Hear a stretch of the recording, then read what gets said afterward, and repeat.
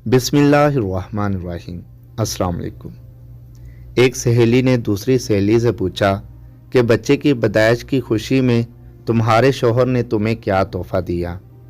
सहेली ने जवाब दिया कि कुछ भी नहीं। उसने फिर सवाल करते हुए पूछा कि क्या ये अच्छी बात है?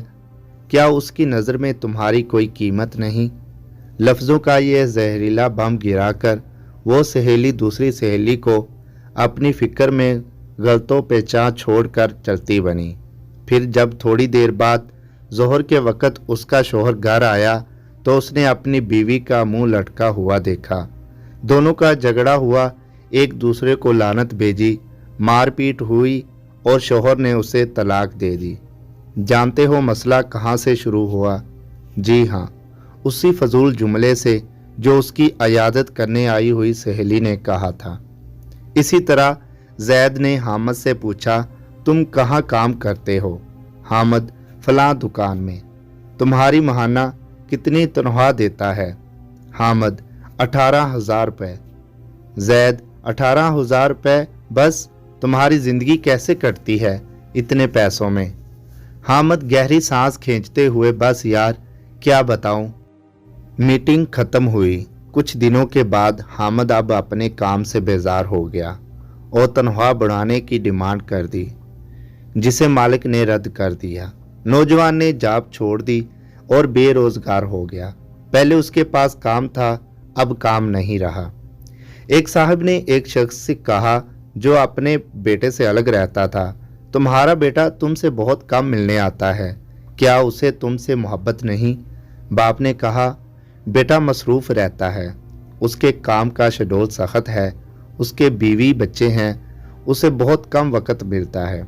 पहला आदमी बोला कि वाह, ये क्या बात हुई, तुमने उसे पाला पोसा, उसकी हर ख्वाहिश पूरी की, अब खुद को ख्वाह मुख्वाह समझाते हो कि उसको मसरूफियत की वजह से मिलने का वक़्त नहीं मिलता। ये तो ना मिलने के बहाने हैं। इस गुफ्तगू के बाद बाप के दिल में बेटे के लिए खलश सी पैदा हो गई। बेटा जब भी मिलने आता वो यही सोचता रहता कि इसके पास सबके लिए वक़्त है सवाए मेरे। याद रखिए, ज़ुबान से निकले अल्फाज दूसरे पर बड़ा गहरा असर डाल सकते हैं। बेशक कुछ लोगों की ज़ुबानों से शैतान बोल जाता है। हमारी रोज़मर्रा ज़िंदगी में कुछ सवालात हमें बहुत मासूम लगते हैं। मसलन, तुमने ये क्यों नहीं ख़रीदा? तुम्हारे पास ये क्यों नहीं है?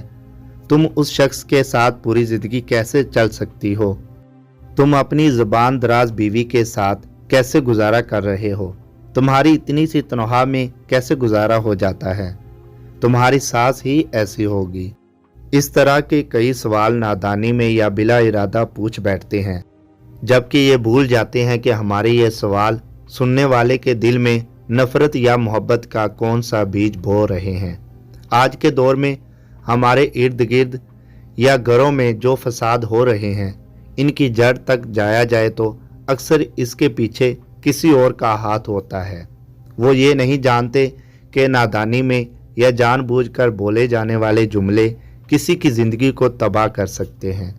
फसाद फैलाने वाले ना बनो, बल्कि लोगों के घरों में अंधे बनकर जाया करो और वहाँ से गूंगे बनकर निकला करो। लफ्ज़ों के जहरीले तीर चलाने और जहरीले नेश्तर चबोने से परहेज़ किया करें, सबकी ज़िंदगी पुरसकून हो जाएगी।